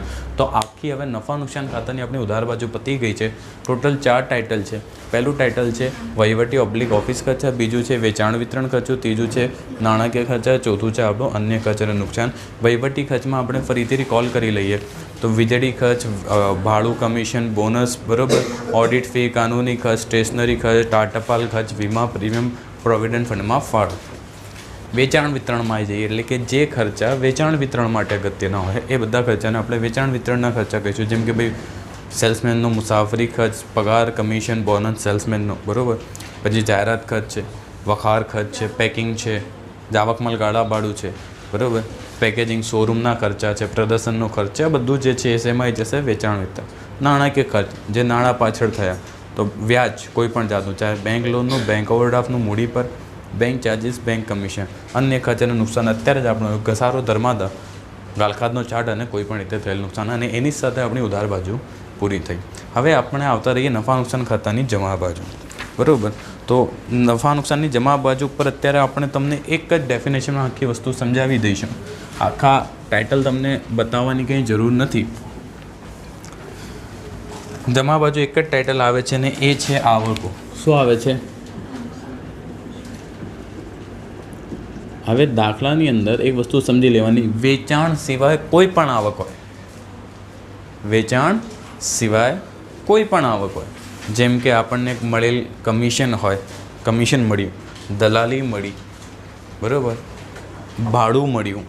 જેમ કે આપણે 2 ફ્લોરનું હોય બિલ્ડિંગ, તો એક ફ્લોર પર આપણું શોરૂમ ચાલે છે, એક ફ્લોર કામનું નથી, તો એક ફ્લોર આપણે ભાડે આપી દીધું, તો ભાડું મળ્યું, તો એ પણ આવક થઈને ધંધાની. તો જે પણ મળે એટલે વેચાણ સિવાયની જે પણ આવક હોય, હું ઘણા બધા અહીંયા તમને નામ આપેલા છે, જેમ કે તમે જુઓ ને, મળેલ વટાવ, મળેલ ભાડું, મળેલ કમિશન, મળેલ આડત, રોકાણોનું વ્યાજ, કોઈકને આપણે લોન આપી હોય, કોઈએ આપણે લોન આપી હોય, કોઈ આપણો કર્મચારી છે, એને ઇમરજન્સી થઈ, એણે કીધું લોન આપો પગાર સિવાય, આપણે એને લોન આપી, તો આપણે કહીશું ભાઈ તારે વ્યાજ આપવું પડશે. તો કોઈકને લોન આપી આપણે, તો એનું વ્યાજ પણ આપણા માટે શું ગણાશે? આવક ગણાશે, કેમ કે આપણે વસૂલ કરીશું. હવે એક જે ઇમ્પોર્ટન્ટ વસ્તુ છે એ છે ઉપાડ પર વ્યાજ. જે રીતે મૂડી પર વ્યાજ હતું ને એ રીતે ઉપાડ પર વ્યાજ. સામાન્ય રીતે ધંધો જે ચલાવનાર માલિક છે એનો જ ધંધો હોય છે, પરંતુ અકાઉન્ટ શું કહે છે, નામું શું કહે છે? ભાઈ ધંધો અને ધંધાનો માલિક બંને કેવા છે? જુદા જુદા છે. તો બંનેના હિસાબો કેવા લખાશે? જુદા. તો જ્યારે આ વ્યક્તિ જે માલિક છે, આ વ્યક્તિ માલિક ધંધાને જ્યારે પૈસા આપતો હતો ત્યારે એની પાસેથી મૂડી પર વ્યાજ લેતો હતો ને. હવે સપોઝ કરો આના ઘરમાં કોઈ પ્રસંગ છે, ઇમરજન્સી આવી ગઈ, બરાબર, તો ધંધામાંથી આ જે એનો પગાર છે કે નફો છે એ તો લઈ જાય છે, એ સિવાય વધારેના નાણાં લઈ ગયું. ફરીથી કહું છું, કંઈક ઇમરજન્સી આવી ગઈ તો ધંધામાંથી વધારે નાણાં લઈ ગયો, નફો ઉપરાંત વધારે પૈસા લઈ ગયો, તો ધંધો શું કહેશે કે ભાઈ જ્યારે તું મને પૈસા આપે છે તો હું તને વ્યાજ આપું છું, તો જ્યારે તું વધારાનું પૈસા લઈ જાય છે તારા નફા સિવાયનું, તેના ઉપર વ્યાજ હું લઈશ. સમજ પડી? તો ઉપાડ પર વ્યાજ એ ધંધા માટે શું છે? આવક છે. સમજ પડે છે ને કે નહીં? જ્યારે માલિક ધંધાને મૂડી આપે છે તો માલિક ધંધા પાસેથી મૂડી વસૂલ કરે છે, તો જ્યારે આપણી વધારેના પૈસા એને આપીશું, એને કંઈક ઇમરજન્સી કે આકસ્મિકતા થઈ તો ધંધામાંથી પૈસા કાપીને એને આપીશું, તો આપણે એની પાસેથી વ્યાજ નહીં લઈશું. સમજ પડી? તો ઉપાડ પર વ્યાજ એ ધંધા માટે શું છે? આવક છે. મૂડી પર વ્યાજ એ ધંધા માટે શું છે? ખર્ચ છે. એ સિવાય પછી ઘણી બધી છે, જેમ કે ગાલખાત પરત. હવે આ વસ્તુ તો સમજવા જેવી. જેમ કે કિશોર કરીને વ્યક્તિ છે, બરાબર, તો કિશોર પાસેથી હું 50,000 રૂપિયા માંગતો હતો, પરંતુ એણે પૈસા નથી આપ્યા. હવે કંઈ પણ કારણ હોય, એનો ધંધો નહોતો ચાલતો હતો અથવા એની નિયત સાફ નથી, મનસા નથી, આપણે કહી શકીએ. હવે એ ચારધામની યાત્રા કરીને આવીને આપણને એને ભાન થયું કે ના ભાઈ, કોઈક વ્યક્તિના પૈસા ના રખાય, તો એણે આવતાની સાથે 50,000 મને પરત કર્યા. તો જ્યારે એણે મને કહેવાય ને આપણી ગુજરાતી ટોપી પહેરાવી હતી, તો ત્યારે આપણે એને શું ગણ્યું હતું? ગાલખાત. ત્યારે તો આપણે એને નુકસાન ગણી લીધું. હવે જ્યારે પૈસા પાછા મળી રહ્યા છે તો આપણા માટે શું થઈ? આવક. તેને શું કહીશું આપણે? ગાલખાત પરત. તો ગાલખાત પરત એ પણ આવક છે. પછી વેચાણની ઉપજ છે, ભંગારની ઉપજ છે, પરચુરણ આવક છે અને ઉમેદવારનું પ્રીમિયમ છે. અમુકવાર ઉમેદવારો પાસેથી પણ આપણને પૈસા મળે છે, તો એ પ્રીમિયમ પણ આપણા માટે આવક ગણાય છે. પછી જ્યારે ડિટેલમાં આપણે જઈશું ત્યારે સમજી લઈશું. તમારે શોર્ટમાં એટલું સમજવાનું છે કે વેચાણ સિવાયની કોઈ પણ આવક હોય, ચાહે રોકાણોની વ્યાજ આવક હોય કે ભાડું, કમિશન, દલાલી, આડત, આ બધી રીતે કોઈ પણ આવક પ્રાપ્ત થાય તો એ આપણે ક્યાં લખીશું? નફા નુકસાન ખાતે જમા. તો આખું નફા નુકસાન ખાતું આપણું હવે અહીંયા પૂરું થયું. ઉધાર બાજુ 4 મેઇન ખર્ચા: વેચાણ વિતરણ, વહીવટી, વેચાણ વિતરણ, નાણાકીય અને અન્ય ખર્ચાનું નુકસાન. જમા બાજુ એક જ ટાઇટલ આવે છે આવકો. આવકોમાં બધી આવકો. ક્લિયર? તો હવે આપણે આનું એક એક્ઝામ્પલ જોઈ લઈએ. ક્લિયર? ચલો ભાઈ, હવે આપણે શરૂ કરીએ ઉદાહરણ નંબર 2. બરાબર, પેજ નંબર 119 છે ચોપડીમાં. ધવલની તારીખ 31/3/2015 રોજ કાચા સરવૈયામાંથી કેટલીક બાકીઓ નીચે દર્શાવી છે, તેના પરથી નફા નુકસાન ખાતું તૈયાર કરો. તો આપણને કાચું સરવૈયું આપી દીધું છે, બરાબર. હવે તમને ખબર હોવી જોઈએ કે કાચું સરવૈયું જે બને છે એ આમ નોંધ, પછી ખતવણી, પછી બાકી અને પછી કાચું સરવૈયું. એટલે કે બધાની 2 અસર તો થઈ ચૂકી છે. આપણે ખાલી એક અસર જ આની કરવાની છે કે કયું ખાતું બંધ કરીને કયા ખાતામાં જશે, બરાબર. તો આપણે ફક્ત અહીંયા અત્યારે નફા નુકસાન ખાતું જ બનાવવાનું છે. હવે દાખલો ગણતી વખતે તમારે એક હેબિટ પાડવાની કે જ્યારે પણ તમે ક્વેશ્ચન વાંચો તો તમારે હાથમાં પેન્સિલ રાખવાની અને જે પણ ખર્ચ તો ચોપડીમાં, કાચા સરવૈયામાં ચોપડીમાં જ બાજુમાં એનો જે સબ ટાઇટલ છે, એટલે કયા ટાઇટલમાં આવશે? વેચાણ વિતરણમાં આવશે, વહીવટીમાં આવશે કે નાણાકીય ખર્ચમાં આવશે? એ તમારે શોર્ટમાં, જેમ કે ભાઈ નાણાકીય ખર્ચ આવતો હતો ના, વહીવટીમાં આવતો હતો વ, વેચાણ વિતરણમાં આવતો વે. તો જેનાથી આપણને ખબર પડે કે ભાઈ કેટલા ખર્ચા કયા કયા છે અને વાંચતાની સાથે જ ખબર પડી જશે. તો આપણે ડાબી બાજુથી શરૂ કરીએ વાંચવાનું. તો પહેલું છે કાચો નફો. તો કાચો નફો ક્યાંથી લાવ્યા હોઈશું આપણે? વેપાર ખાતેથી. તો એ નફો આપણે ક્યાં લખીશું? જમા, આવક બાજુ, બરાબર. ચલો, જાવક માલ ગાળા ભાડું, તો કયો ખર્ચ કહેવાય? વેચાણ વિતરણ. તેની બાજુમાં વેવી કરી દો આમ શોર્ટમાં, બરાબર. ચલો, ટપાલ ખર્ચ શેમાં આવશે? વહીવટીમાં, તો વ લખી દો એની બાજુમાં. ચલો, પગાર શેમાં આવશે? વહીવટીમાં, બરાબર. પછી પરચુરણ ખર્ચ, તો એ પણ શેમાં લખવાનું? વહીવટીમાં જ લખવાનું. નાના મોટા જે ખર્ચા હોય ધંધો ચલાવવા માટે જરૂરી હોય તો એ પણ વહીવટીમાં આવશે. ચલો, વીમા પ્રીમિયમ પણ શેમાં આવશે? વહીવટીમાં આવશે. લખતા જ જજો બાજુમાં. પછી ઓફિસ ખર્ચ, એ પોતે જ વહીવટીમાં જ આવશે, બરાબર ને? કેમ કે ટાઇટલ જ શું છે? વહીવટી ઓબ્લિક ઓફિસ ખર્ચ, બરાબર. પછી એ સિવાય મળેલ વટાવ, તો આ આવક છે. તો આવક નહીં લખીએ. કેમ નહીં લખીએ? કેમ કે આવક માટે આપણે એક જ ટાઇટલ છે. ત્યાં 2-3 ટાઇટલો તો આપણે ટાઇટલ લખીને એને અલગ કરતા આવકનું ટાઇટલ આપણે ખાલી મનમાં બોલવાનું કે આ આવક છે, લખવાનું નહીં ને. લખી નાખ્યો તો પછી કહેવાય ને કે એને ઇરેઝ પણ નહીં કરવાનું, ચાલે. પણ એટલે કે ટાઈમ બચે એટલા માટે આપણે નહીં લખીએ. કેમ કે આવકમાં એક જ ટાઇટલ છે, તો બધું આવશે, બધું આવકમાં જ આવશે, બીજું કોઈ ટાઇટલ નથી. મળેલ કમિશન પણ આવકમાં જશે. ચલો, આપેલ વટાવ શેમાં જશે? વેચાણ વિતરણમાં ને. આપણે વટાવ શેના માટે આપીશું? વેચાણ માટે આપીશું. આગથી થયેલ નુકસાન, તો એ નુકસાનમાં જશે. અન્ય ખર્ચ અને નુકસાન. મળેલ વ્યાજ આવકમાં જશે. ચલો, ગાલખાત પણ શેમાં જશે? નુકસાનમાં જશે. પછી બેંક ચાર્જીસ શેમાં જશે? તો નાણાકીય ખર્ચ, બરાબર. તો ના લખી દો ચાલશે. મુસાફરી ખર્ચ શેમાં જશે? વેવીમાં જશે, બરાબર. પછી જાહેરાત ખર્ચ, એ પણ વેચાણ વિતરણમાં જશે, બરાબર. પછી જાહેરાત ખર્ચ આ થઈ ગયું ને, મુસાફરી ખર્ચ ને જાહેરાત ખર્ચ બંને કર્યું ને આપણે, ઓકે. પછી ઓડિટ ફી, તો વહીવટીમાં જશે અને લોનનું વ્યાજ એ જશે નાણાકીય ખર્ચમાં. તો આ થઈ ગયું આપણું આખું બાયફર્કેશન. તો તમે હવે જોવાનું આ આપણે શા માટે લખ્યા એ સમજી લો. કેમ કે જ્યારે આપણે દાખલો ગણીશું ને એ પહેલાં ટાઇટલ લગાવીશું, અને ટાઇટલ લગાવતા પહેલાં આપણને ખબર હોવી જોઈએ કે કયા ટાઇટલમાં કેટલી લાઈન છોડવાની. તો વહીવટીમાં કેટલી લાઈન થઈ? 1 2 3 4 5 6 લાઈન. વેચાણ વિતરણમાં 4. નુકસાન માટે 2. એમ તો નુકસાન તમે ના ગણો તો ચાલે, કેમ કે પાછળ જેટલું વધશે બધું શેનું હશે? નુકસાનનું. આ છેલ્લું ટાઇટલ છે ને. પહેલું વહીવટી, પછી વેચાણ વિતરણ, પછી નાણાકીય. નાણાકીયમાં કેટલી લાઈન? 2 લાઈન. પછી નુકસાન. આવક તો બધી આપણી છે જ. તો ફટાફટ આપણે નફા નુકસાન ખાતાનો નમૂનો બનાવી લઈને પછી આપણે દાખલો ગણી નાખીએ. ચલો ભાઈ, હવે આપણે નફા નુકસાન ખાતાનો નમૂનો તમારે અહીંયા આપણે દોરેલું છે, બરાબર. ફરીથી ટાઇટલ શું લાગશે? તો ધવલનું તારીખ 31/3/2015ના રોજ પૂરા થતા વર્ષનું. આપણે આ ખાતું બનાવી રહ્યા છે આખા વર્ષનું, બરાબર. તો પહેલી લાઈનમાં લખવાનું આટલું ટાઇટલ. પછી બીજી લાઈનમાં થોડા મોટા અક્ષરે નફા નુકસાન ખાતું. વિગત રકમ ઉધાર જમા. ફરીથી કીધું વચ્ચેની જે લાઈન હોય એ એકવાર દોરવાની, પછી એની ઉપર ફૂટપટ્ટીથી થોડી એને ડાર્ક કરવાની, જેથી ઉધાર તમને અલગ દેખાય અને જમા તમને અલગ દેખાય. સમજ પડી કે ના પડી? તમે ના લખો તો પણ કંઈ માર્ક્સ નહીં કપાય, પણ પરફેક્શન નામની પણ કંઈક વસ્તુ હોય ને, એટલે તમારે આ વસ્તુ ખાસ ધ્યાન રાખવાની. પછી બહુ વધારે દૂર પણ નહીં કરવાનું, બરાબર. તો હવે આપણે દાખલો શરૂ કરીએ. આપણે ફટાફટ લખેલા છે તમારી ચોપડીમાં. તો તમારે પહેલાં શું કરવાનું? 2 લાઈન ઉધાર અને જમા બંને બાજુ એક લાઈન છોડવાની. શેના માટે? 2 લાઈન છોડવાની. 1 લાઈન નહીં, 2 લાઈન છોડવાની. કાચો નફો, કાચી ખોટ. કેમ કે અત્યારે આપણે જે દાખલો કરી રહ્યા છીએ તો ફક્ત નમૂના સ્વરૂપે કરી રહ્યા છે, પરંતુ ભવિષ્યમાં જ્યારે દાખલો ગણીશું ત્યારે વેપાર, નફા નુકસાનને પાકું સર્વે ત્રણેય બનાવીશું. ત્યારે આપણને પહેલાંથી ખબર નહીં હોય કે નફો આવશે કે નુકસાન આવશે. સમજ પડે? એટલે 2 લાઈન છોડવાની. તો 2 લાઈન છોડીને સાથે જ તમે કરજો. પહેલાં લગાવો વહીવટી ખર્ચા ટાઇટલ, બરાબર. વહીવટી ખર્ચા. ચલો, વહીવટી ખર્ચા આપણા કેટલા છે? ગણી નાખો ચોપડીમાં. આપણે ગણ્યા હતા ને, કેટલા હતા? 6 હતા ને. તો એકાદ લાઈન વધારે છોડજો. તો 6 લાઈન છોડીને અથવા 7 લાઈન છોડીને ટાઇટલ લગાવો. શું લગાવીશું? વેચાણ વિતરણ ખર્ચા. ચલો, વેચાણ વિતરણ કેટલા છે? ગણી નાખો ફટાફટ.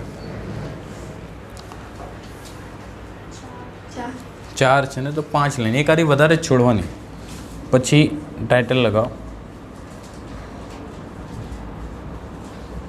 નાણાકીય ખર્ચા. તો નાણાકીય ખર્ચા કેટલા છે આપણા? 2. તો 2 લાઈન છોડીને પછી આપણે ટાઇટલ લગાવીશું અન્ય ખર્ચ અને નુકસાન. તો કેટલા છે અન્ય ખર્ચ અને નુકસાન? 2 જ છે ને. ક્લિયર? બોલો, ક્લિયર ઓર નોટ?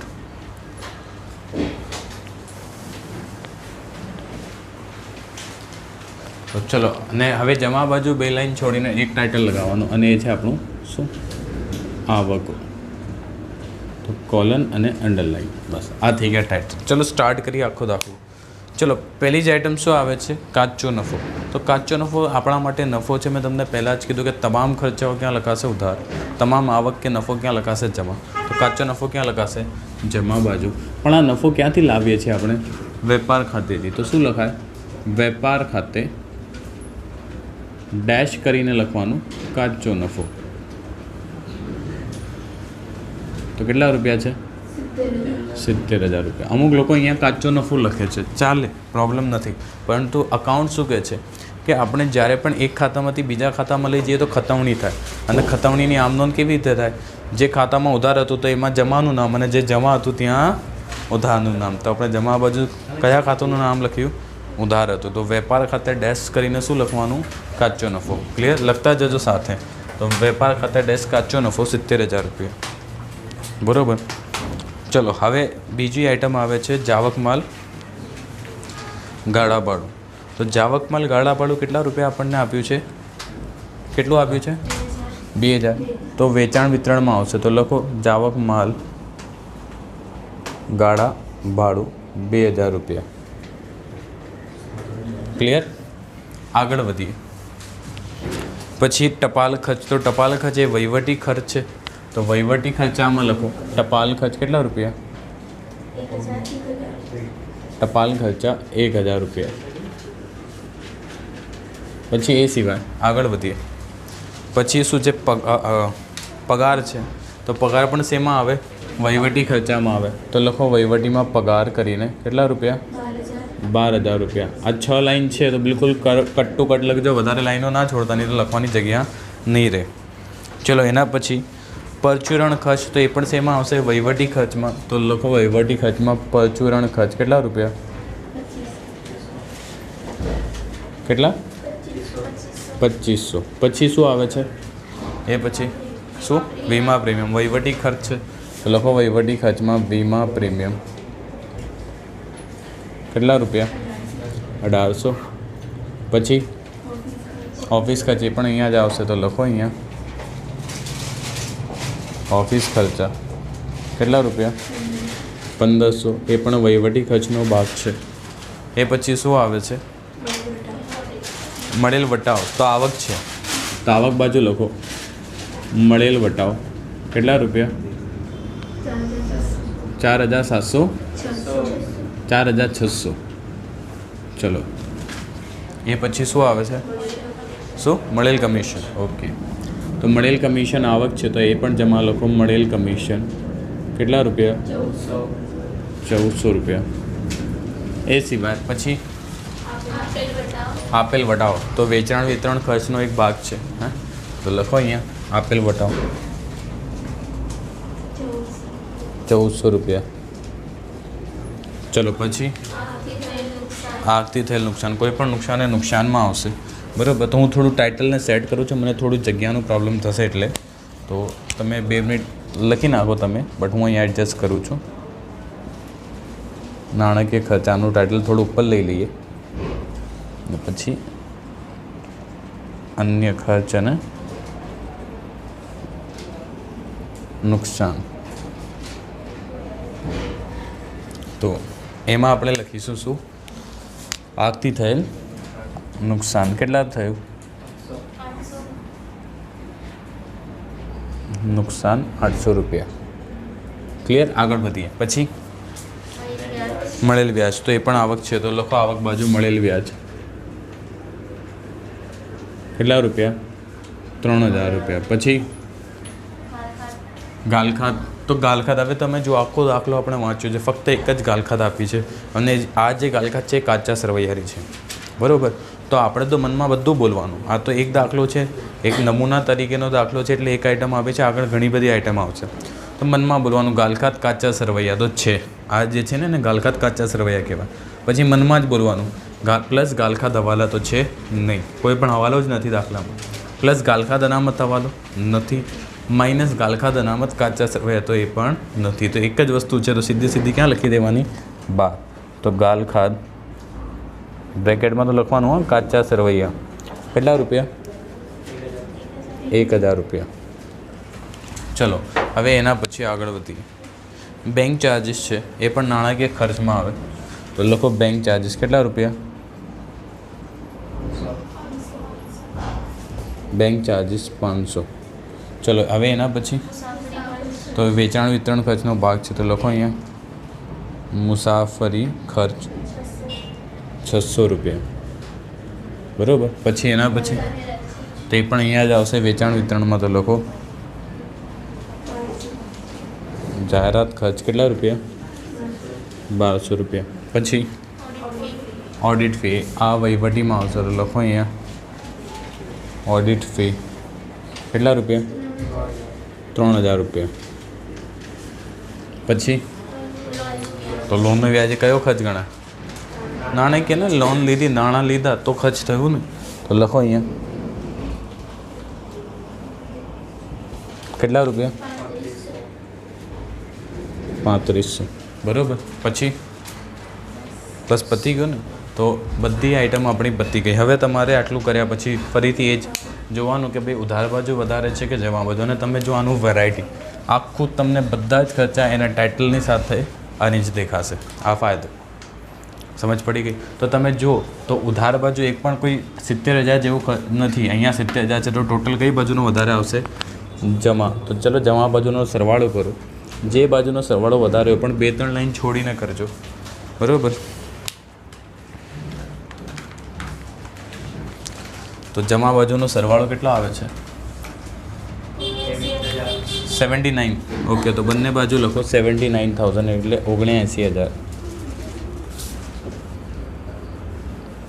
અને આ બધામાંથી જો આ 79,000 આપણી આટલી આવક છે, એટલે કે ત્યાંથી મોકલેલો નફો અહીંયા જોઈ લો 2 મિનિટ, ત્યાંથી મોકલેલો એટલે કે ક્યાંથી વેપાર ખાતેથી મોકલેલો નફો 70,000 અને આપણે આટલા રૂપિયા ઓર આપણે અહીંયા કમાયા ક્યાં વેચાણ કેન્દ્ર ઉપર.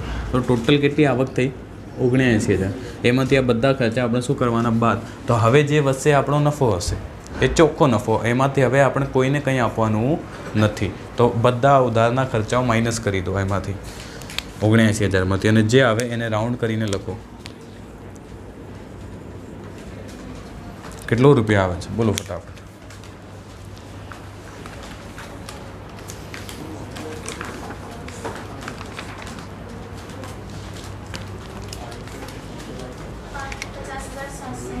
કેટલો આવે છે 50,700? ના ભાઈ ના, તમે કેલ્ક્યુલેટર ચલાવો છો, મજાક કરો છો.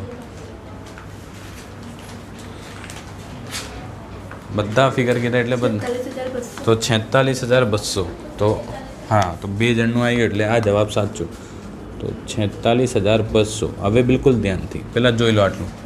આને કહેવામાં આવે છે ચોખ્ખો નફો, જે હવે આપણે કોઈને આપવાનું નથી. પરંતુ ફરીથી કહું છું, આપણે હિસાબો લખ્યા છે, તમે અહીંયા ચોખ્ખો નફો લખશો તો પણ કંઈ ખોટું નથી. પણ રિયલ કન્સેપ્ટ તો એ છે કે તમે જે ખાતામાં લઈ જાઓ એ ખાતામાં નામ આવે. તો હવે આ પૈસા આપણે કોને આપી દઈશું? ધવલને મૂડીમાં આપી દઈશું, એની મૂડીમાં વધારો કરીશું. તો આ નફો ક્યાં જશે? જો એક વસ્તુ સમજો, નફો થાય તો મૂડી વધે ને ખોટ થાય તો મૂડી ઘટે. શોર્ટમાં અહીંયા નફો આવે કે ખોટ આવે, બંને વસ્તુ ચોખ્ખો નફો કે ચોખ્ખી ખોટ જશે ક્યાં? ભાગીદારના, એટલે કે જે માલિક છે એના મૂડી ખાતે જશે. તો અહીંયા માલિક કોણ છે? ધવલ. તો તમારે અહીંયા શું લખવાનું? ધવલના મૂડી ખાતે ડેશ કરીને લખવાનું ચોખ્ખો નફો. ધવલના મૂડી ખાતે ડેશ ચોખ્ખો નફો. ફરીથી કહું છું, તમે ખાલી ચોખ્ખો નફો લખો તો પણ ચાલશે, પણ હકીકતમાં તો જે ખાતામાં તમે લઈ જતા હો એ જ ખાતાનું તમારે નામ આવે. અને આની સાથે તમારે નફા નુકસાન ખાતાનો પણ આ દાખલો પૂરો થયો. Clear or not? તો હવે આપણે શરૂ કરવા જઈ રહ્યા છે છેલ્લો નમૂનો, અને એ નમૂનો છે પાકું સરવૈયું. પાકું સરવૈયું એ પત્રક છે. અગાઉ જે 2 કર્યા ખાતા હતા એ આખા વર્ષ માટે બનાવવાના આવતા હતા. પત્રક એક દિવસનું બને છે. મેં તમને કીધું કે આજે 31/3નું પત્રક આજે બનાવો, 31/3ના રોજે, અને એક પત્રક બનાવો 1/4ના રોજે. બની શકે બંને પત્રકનો જે કિંમતો છે જુદી જુદી આવે, કેમ કે એક દિવસમાં પણ ઘણું બધું ધંધામાં પરિવર્તન આવી શકે છે. તો પત્રક જે બતાવે છે એ સ્થિતિ બતાવે છે, અને એ સ્થિતિ બતાવે છે કોઈ એક દિવસની. બીજા દિવસે એ સ્થિતિ બદલાઈ પણ શકે છે. હવે પાકા સરવાયાનો તમે પેજ નંબર 126 ઉપર નમૂનો આપેલો છે, પરંતુ 126ના ઉપર અને એની આગળ તમને એવું લખેલું છે કે વૈયક્તિક માલિકી, પેજ નંબર 125 અને 26માં એવું લખેલું છે કે વૈયક્તિક માલિકી અને ભાગીદારી પેઢી માટે કોઈ નમૂનો આપેલો નથી. મેં તમને કીધું ને, કેમ કે ફરજિયાત કોના માટે છે? ફક્ત કંપની માટે. તો નમૂનો પણ કોના માટે આપવામાં આવેલો છે? કંપની માટે. તો આ નમૂના તમે ગમે તે રીતે બનાવી શકો. આગે પોતે કહે છે કે ભાઈ કોમ્પ્યુટરની અંદર અલગ અલગ મથાળા, એટલે કે આના જે ટાઇટલ હોય છે એ જુદા જુદા હોય છે. તો આપણે જે ટાઇટલ લગાવીશું ને એ આ ચોપડીમાં જે આપેલા છે એનાથી થોડા ડિફરન્ટ હશે, જેથી આપણને 12માં પણ કામમાં લાગે. એટલે કે આપણે જે ટાઇટલ લગાવીશું ને એ ધોરણ 12 પ્રમાણે લગાવીશું, બરાબર? તો 2 બાજુઓ છે, અહીંયા ઉધાર જમા નથી હોતી, અહીંયા આપણે ડાબી અને જમણી કહેવાનું. તો ડાબી બાજુ હોય છે મૂડી દેવા અને જમણી બાજુ હોય છે મિલકત લેવા. આ તુલના થાય છે કે જેટલી પણ મૂડી અને દેવા આપણે કર્યા એ બધું આપણે મિલકતોમાં, કઈ મિલકતોમાં ને કેટલું રોકાણ કર્યું. સમજ પડી? આ મિલકતો ઊભી થઈ તો તેનાથી થઈ, મૂડી અને દેવાથી થઈને આપણા પૈસા લગાવ્યા, લોકો પાસેથી લોન લીધી અને એનાથી મિલકતો વસાવી, બરાબર? તો સૌથી પહેલાં આવશે મૂડી. હવે મૂડીનું ફોર્મ્યુલા સમજી લેવાનું. મૂડી, બરાબર? પછી એમાં શું ઉમેરાય? તો મૂડી ટીક પ્લસ મૂડી પર વ્યાજ, જે આપણે અગાઉ અત્યારે ચર્ચા કરી તે કે ભાઈ મૂડી પર વ્યાજ એ ભાગીદારને મળે છે, એટલે કે જે માલિકને મળે છે, તો માલિકની મૂડી એનાથી વધે છે જો એ લઈ ના જાય તો. જેમ કે આ વર્ષે મૂડી પર વ્યાજ 10,000 આપણે ચૂકવવાનું થયું. ચૂકવવાનું કોને છે? માલિકને. પણ માલિક લઈ નથી જતો, ધંધામાં રાખે, તો માલિકની મૂડીમાં શું થાય? વધારો થાય. સમજ પડી? પછી મૂડી તો સ્ટાર્ટિંગમાં લાવ્યો તો પછી ક્યારેક ક્યારેક થાય છે મૂડીમાં વધારો. શું થાય છે? બરાબર, તો મૂડીમાં વધારો એમાં પણ આપણે ટીક કરી દઈશું. બરાબર, એટલે કે શરૂઆતમાં સપોઝ કરી લો એ 2 લાખ રૂપિયા લાવ્યો, હવે ધંધાની વચ્ચે આપણને એક ઓર્ડર મળ્યું અને એના માટે આપણે એક નાનું યંત્ર લાવવું છે અને એના માટે આપણને એક્સ્ટ્રા 20,000ની જરૂરત હોય, તો એ 20,000 રૂપિયા પણ એ લાવે, સમજ પડી? તો એ પણ મૂડીમાં શું થાય? વધારો થાય. સમજ પડી કે ના પડી? તો મૂડીમાં વધારો, આ તમામ વસ્તુ એમાં એની મૂડીમાં શું કરે છે? વધારો કરે છે. એ સિવાય એક ઓર વસ્તુ વધારો કરશે અને એ છે ચોખ્ખો નફો. અને આ ચારેનું ટોટલ કરીને આપણે અહીંયા નીચે ઇનર કોલમમાં લખી દેવાનું, બહાર નહીં કાઢવાનું. હવે દરેક દાખલાની અંદર 4 આઇટમ આપેલી હોય એવું જરૂરી નથી, પણ આપણે 4 યાદ કરી લેવાની. ભાઈ મૂડી તો આપેલી હશે, મૂડીમાં વધારો છે નથી, મૂડીમાં વ્યાજ હોય તો લખવાનું, નફો હોય તો લખવાનું. Clear or not? પછી કઈ કઈ વસ્તુ મૂડીમાં ઘટાડો કરે? આ તો બધી મૂડી વધારવાની વસ્તુ થઈ. હવે એને જે નફો મળે છે એ નફો તો આપણે એને આપી દીધો, એ સિવાય એના ઘરમાં ઇમરજન્સી થઈ તો એણે ઉપાડ્યા, ધંધામાંથી નાણાં ઉપાડ્યા, તો ઉપાડવાને કારણે એની મૂડી શું થશે? ઓછી થશે. 1 લાખ રૂપિયા મૂડી લાવ્યો હતો, બરાબર, એમાંથી 30,000 રૂપિયા ઉપાડી ગયો, તો હવે ધંધામાં મૂડી કેટલી બોલશે? 70,000. તો ઉપાડને કારણે એની મૂડીમાં શું થાય છે? ઘટાડો થાય છે. તો માઇનસ ઉપાડ પર વ્યાજ, બરાબર, ઉપાડ પર વ્યાજને કારણે પણ એની મૂડી ઘટશે. એ બધા ફિગર આમાંથી માઇનસ કરીશું.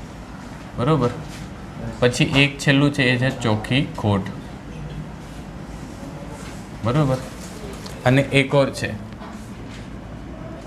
ઉપાડથી ગયેલ માલ. શું? ઉપાડથી ગયેલ માલ. તો 4 આઇટમ આ માઇનસ થાય. ઉપાડ પર વ્યાજ, ચોખ્ખી ખોટ અને ઉપાડથી ગયેલ માલ. કોઈ પણ અન્ય રીતે નહીં, અંગત ઉપયોગ માટે માલ લઈ જતો હતો, તો જો એના પૈસા પણ નહીં ચૂક્યો તો એ પૈસા આપણે શેમાંથી કાપી લેવાના? મૂડીમાંથી. યાદ છે કે નહીં? આમદોનમાં આવતો હતો ને કે અંગત ઉપયોગ માટે ₹5,000નો માલ લઈ ગયો. તો અત્યારે જ આપણું એક્ઝામ્પલ એને આગળ રાખીએ કે ભાઈ 1 લાખ રૂપિયા તો હતા, 30,000 રૂપિયા એણે ઉપાડી ગયો, તો હવે એની મૂડી કેટલી રહી? 70,000 ને. હવે 70,000માંથી પણ એણે 3,000 રૂપિયાનો માલ ઉપાડી ગયો, તો હવે મૂડી કેટલી રહી? 67,000. તો ઉપાડથી ગયેલ માલ અથવા અંગત ઉપયોગથી ગયેલ માલ એ પણ શું થાય? મૂડીમાં ઘટાડો કરે છે, એટલે મૂડીમાંથી શું થશે? બાદ થશે. બોલો, ક્લિયર ઓર નોટ? તો આખું થઈ ગયું મૂડીનો ચાર્ટ. 4 આઇટમ ઉમેરા થશે, 4 આઇટમ માઇનસ થશે. ફટાફટ રિકોલ કરી લઈએ તો મૂડી પર વ્યાજ, મૂડીમાં વધારો, ચોખ્ખો નફો, માઇનસ ઉપાડ પર વ્યાજ, ઉપાડથી ગયેલ માલ અને ચોખ્ખી ખોટ. પછી બીજો ટાઇટલ આપણે લગાવીએ છીએ એ છે અનામત અને વધારો. જે તમારી ટાઇટલમાં નથી આપ્યો પણ એની વસ્તુઓ આપી છે, બરાબર. અનામત અને વધારો. તો અનામત અને વધારો આ પણ ધંધા માટે દેવું જ છે, કેમ કે આ નફામાંથી ઊભી કરવામાં આવે છે. તો તમે જોઈ શકો છો કે તમને અનામતોમાં નીચે આપેલું છે ભાઈ સામાન્ય અનામત, બરાબર. પછી બીજું શું આપ્યું છે? મૂડી અનામત. પછી અન્ય અનામત. તો અન્ય અનામતમાં આપણે જેમ કે યાદ કરી લઈએ તો કારીગર અકસ્માત અનામત, બરાબર, કારીગર વળતર ભંડોળ, બરાબર. આ બધી જે વસ્તુઓ છે તમે અહીંયા જોઈ શકો છો. રોકાણ વધઘટ ભંડોળ, કારીગર અકસ્માત અનામત એ લખી જ લઈએ ને, જેમ કે કારીગર અકસ્માત અનામત, પછી રોકાણ વધઘટ ભંડોળ, આ બધી આપણી અનામતો છે, એ પણ અહીંયા આવશે. Clear or not? પછી એના પછીનો જે ટાઇટલ આવે છે એ આવે છે બિનચાલુ દેવા અથવા બિનચાલુ જવાબદારીઓ. બિનચાલુ જવાબદારી. તો બિનચાલુ જવાબદારી એટલે કે એવી જવાબદારી, એટલે કે એવા દેવા જે 5 વર્ષથી વધારે હોય, બરાબર. તો એનો સૌથી બેસ્ટ એક્ઝામ્પલ છે એ છે બેંક લોન, બરાબર. પછી ડિબેન્ચર. જનરલી આ જ 2 વસ્તુ છે જે દાખલામાં પૂછાય છે, લાંબા ગાળાના દેવા, અથવા એને આપણે બિનચાલુ દેવા અથવા બિનચાલુ જવાબદારી તરીકે કહી શકીએ છીએ. તમે જોઈ શકો છો બેંકથી લોન, સંસ્થાથી લોન, ડિબેન્ચર. ડિબેન્ચર મેં તમને 12માના હિસાબથી લખાવ્યું છે, અત્યારે 11મામાં ડિબેન્ચર આવશે નહીં. ડિબેન્ચર બહાર કોણ પાડે? ભાગીદારી પેઢી પાડે, કંપની પાડે. તે કામ કરો અત્યારે એને હટાવી દો, કેમ કે કોઈ વૈયક્તિક માલિક ક્યારેય ડિબેન્ચર બહાર પાડતું નથી. તો બેંક લોન અથવા આપણે અહીંયા લખી દઈએ અન્ય લોન. શું લખી દઈએ? અન્ય લોન. આ બે વસ્તુ અહીંયા આવશે. અને છેલ્લું છે ચાલુ જવાબદારી. તો ચાલુ જવાબદારીમાં તમારે આવશે પહેલાં લેણદાર. બરાબર. આ ટૂંકા ગાળા ચાલુ જવાબદારી તમારે આમ યાદ રાખવી તો રાખી શકાય કે જે જવાબદારી જે દેવા 12 મહિનાથી ઓછી મુદ્દત ન હોય, જેમ કે લેણદાર છે. અથવા બીજી ડેફિનેશનથી આપણે એમ કહી શકીએ કે જે દેવા તરત શું થતા હોય? બદલાતા રહેતા હોય, એની કિંમતો બદલાતી રહેતી હોય ટૂંક સમયમાં, તો એને આપણે કેવા દેવા કહીશું? ચાલુ દેવા અથવા ચાલુ જવાબદારી. લેણદાર છે. પછી દેવી હુંડી. બરાબર. પછી બેંક ઓવરડ્રાફ્ટ. બરાબર. ને પછી અગાઉથી મળેલ અને ચૂકવવાનું બાકી. આ બે પણ શેમાં આવશે? અગાઉથી મળે આપણને તમારી ફી આગળ અગાઉથી મળી જાય તો મારા માટે આજે શું કહેવાય? દેવું. ચૂકવવાનું બાકી, મારે કોઈકને ચૂકવવાનું બાકી છે તો એ પણ મારા માટે શું કહેવાશે? દેવું. તો આ થઈ ગઈ આપણી મૂડી દેવા બાજુ. બોલો ક્લિયર ઓર નોટ? પૂછવું છે આમાં? તમારે પૂછવું છે? સમજ પડી ગઈ? ક્લિયર? હા. એક આવશે અહીંયા કરવેરાની જોગવાઈ. હા, તમે યાદ રાખજો કરવેરાની જોગવાઈ. દર વર્ષે આપણે ટેક્સ એટલે કરવેરા ભરવું પડે, તો એના માટેની જોગવાઈ પણ ચાલુ જવાબદારીમાં આવે છે. ક્લિયર? હવે આપણે આવતા રહીએ મિલકત લેણા બાજુ. તો એના બે જ મેઇન ટુકડા પડે છે. બરાબર? હે? હા ભાઈ. હવે એક વસ્તુ બીજી અહીંયા એક આપેલી, જેમ કે કારીગર નફા ભાગ ભંડોળ. આ એક વસ્તુ બતાવી દઉં, લખી જ દઈએ ને અહીંયા. તો તમારે આપણું આ નમૂનું લખવાનું ચોપડામાં. કારીગર નફા ભાગ ભંડોળ. હવે આમાં શું હોય છે? ક્યારેક ધંધામાં કેવું હોય છે કે કોઈ કર્મચારી બહુ ઇમ્પોર્ટન્ટ હોય છે. આપણે રેસ્ટોરન્ટનો આનો એક્ઝામ્પલ લઈ લઈએ કે આપણી રેસ્ટોરન્ટ બહુ ફેમસ ચાલે છે કેમ કે આપણું ટેસ્ટ બહુ અમેઝિંગ છે. પણ આ જે રેસ્ટોરન્ટમાં જે શેફ છે એ એનું કારણ છે. જે ટેસ્ટનું કારણ છે કોણ છે? શેફ છે. જો કદાચ જે શેફ નોકરી છોડીને જતો રહે તો આપણું રેસ્ટોરન્ટ પણ શું થઈ જાય? ચપટ થઈ જાય, બંધ થઈ જાય ને. તો એને સાચવવા માટે આપણે એને લાલચ આપીએ કે ભાઈ કામ કર, તને પગારે આપીશું અને તને જે નફો થાય છે એમાંથી ભાગ પણ આપીશું. શબ્દ સમજો શું કહીશું? તને પગાર તો મળશે, તને નફામાં ભાગ પણ આપીશું, જેથી એ કર્મચારી આપણો જાય નહીં. હવે કારીગર નફા ભાગ ભંડોળ, એના માટે આપણે એક ભંડોળ કાઢીએ છીએ દર વર્ષે. તો એ પૈસા આપણા છે? નહીં. આપણે કોને આપવાના છે પૈસા? કર્મચારી જે શેફ છે એને આપવાના છે. તો આપણા માટે કેવું કહેવાય? દેવું કહેવાય. અને દર વર્ષે એ ભંડોળમાં રકમ ઉમેરાતી જશે. Clear or not? સમજ પડી ગઈ? કારીગર નફા ભાગ ભંડોળ તો દેવું છે, આ અનામત નથી. Clear or not? હવે મિલકતોમાં બે જ મેઇન ટુકડા પડે છે, બિનચાલુ મિલકત અને ચાલુ મિલકત. તો પહેલાં બિનચાલુ મિલકત. બરાબર. બિનચાલુ મિલકતોના અન્ય પેટા પ્રકાર પડે છે. તો એમાં પહેલું પ્રકાર પડે છે એ છે કાયમી. કાયમીમાં પડે છે દ્રશ્ય. હવે દ્રશ્ય મિલકત એટલે કે એવી મિલકત જે જોઈ શકાય અને લાંબા સમય સુધી હોય. તો કેવી મિલકતો? તો વાહનો, મકાન, યંત્રો, બરાબર, ફર્નિચર, ઢોર ડાંકર,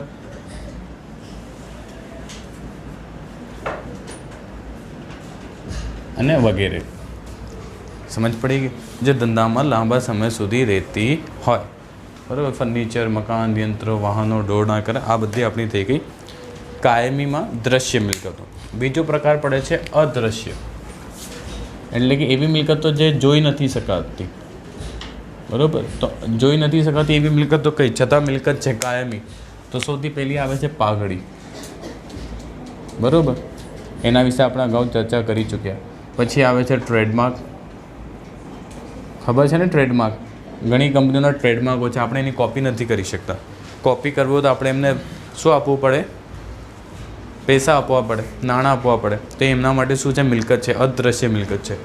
પેટન્ટ છે, અમુક પેટન્ટ કોપી કરાયેલી હોય છે કે એમના સિવાય બીજા કોઈ એ લોકો પેટન્ટ ના બનાવી શકે, બરાબર. તો પાઘડી છે, ટ્રેડમાર્ક છે, પેટન્ટ છે, બરાબર. આ બધા જે છે અમુક કોપીરાઇટ્સ હોય છે, એ બધી આપણી કેવી મિલકતો છે? અદૃશ્ય મિલકતો. કેમ કે આપણા સિવાય એ મિલકતનો કોઈ ઉપયોગ કરી શકતો નથી અને કોઈકને કરવું હોય તો આપણી પરમિશન લેવી પડે. Clear or not? પછી ત્રીજો આવે છે રોકાણો. શું આવે છે? રોકાણો. તો જે રોકાણો આપણે કર્યા હોય એ બધા રોકાણો અહીંયા આવશે. જેમ કે તમને અહીંયા ક્યાંક આપેલું હશે, પ્રોવિડન્ટ ફંડમાં રોકાણ, સરકારી જામીનગીરીમાં રોકાણ, દેખાય છે ને છેલ્લે? તો સરકારી જામીનગીરીમાં, શોર્ટમાં લખું છું, જામીનગીરીમાં રોકાણ, પછી પ્રોવિડન્ટ ફંડમાં રોકાણ,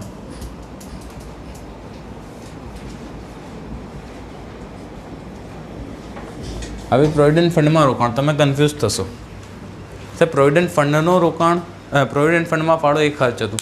પ્રોવિડન્ટ ફંડમાં રોકાણ એ આપણા માટે શું છે? મિલકત છે. કેમ કે જે રોકાણ કર્યું એના ઉપર આપણને વ્યાજ મળશે અને રોકાણ આપણને ફરી એની જે મુદ્દત પૂરી થશે તો એ રોકાણ જેટલા રૂપિયાનું આપણે એમાં રોકાણ કર્યું છે એ રોકાણ આપણને શું થશે? પરત મળી જશે. સમજ પડી શું કહું છું? તો એટલા માટે શું છે? આપણી માટે મિલકતો છે. તો બસ આટલા જ થઈ ગયા. હવે બીજો મેઇન ટાઇટલ આવે છે, એ આવે છે ચાલુ મિલકતો, બરાબર. તો જે મિલકતો 12 મહિના એટલે કે 1 વર્ષ તેથી ઓછી હોય તેવી મિલકતો. તો પહેલું જ લઈ લઈએ તો આપણે દેવાદારો, બરાબર. એટલે દેવાદાર, પછી લેણી હુંડી, પછી આખર સ્ટોક, કોઈ પણ સ્ટોક હોય, અન્ય સ્ટોક. આખર સ્ટોક એટલે માલનો સ્ટોક, એ સિવાય સ્ટેશનરીનો સ્ટોક હોય, બીજા જે પણ સ્ટોક હોય એ પણ અહીંયા આવશે, બરાબર. પછી રોકડ સિલક. રોકડ સિલક પણ એટલે કે જે આપણા પૈસા પડ્યા છે ધંધામાં એ પણ આપણા માટે ચાલુ મિલકત છે. પછી આવે છે બેંક સિલક, બેંક ખાતામાં પડ્યા છે પૈસા, બરાબર, એ પણ આવશે. એ સિવાય અગાઉથી ચૂકવેલ ખર્ચા, બરાબર, અને મળવાના બાકી ખર્ચા. તો લગભગ આ બધા આપણી જે છે એ આપણી થઈ ગઈ ચાલુ મિલકતો, બરાબર. નીચે એક પ્રસારિત મહેસૂલી ખર્ચ છે, જ્યારે દાખલો હશે ત્યારે તમને હું બતાવી દઈશ. બાકી એ સિવાય બધી જ વસ્તુઓ આપણી શેમાં આવી જશે?